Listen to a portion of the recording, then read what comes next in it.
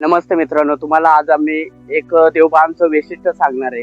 ते वैशिष्ट्य असं आहे की आपण देवबांधला येतोय, देवस्थानला भेट देतोय, पाया पडतोय आणि निघून जातोय. देवबांध हे ठिकाण हिरवेगार डोंगराने आणि घनदाट जंगलाने वेढलेलं आहे. पावसाळ्यात येथे लहान मोठे धबधबे पाहायला मिळतात. शहराच्या गोंधळापासून दूर निवांत आणि शांत परिसरात प्रामुख्याने आदिवासी समाज वास्तव्य करतो, त्यामुळे स्थानिक परंपरा आणि जीवनशैली अनुभवता येते.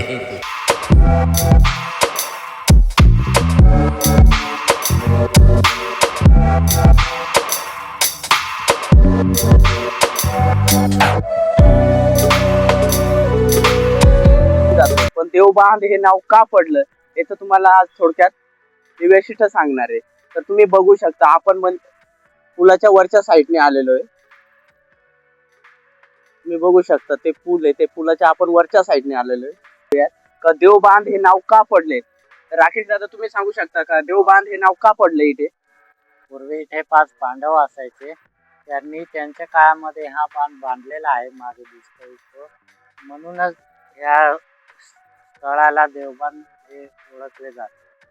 बरोबर, म्हणजे पूर्वी इथे पांडव राहून गेलेत, त्याच्यामुळे इथे हा बांध बांधलेला आहे आणि त्याच अनुषंगाने त्या ठिकाणाला देवबांध नाव हा पडलेला आहे. तर तुम्हाला आता मी हे बांध पण दाखवणार आहे जे पांडवांनी इथे बांधलेलं आहे.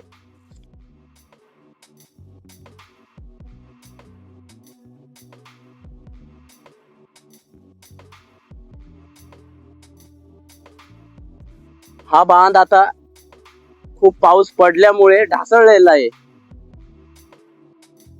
याच्या अगोदर हा बांध उंच असा होता.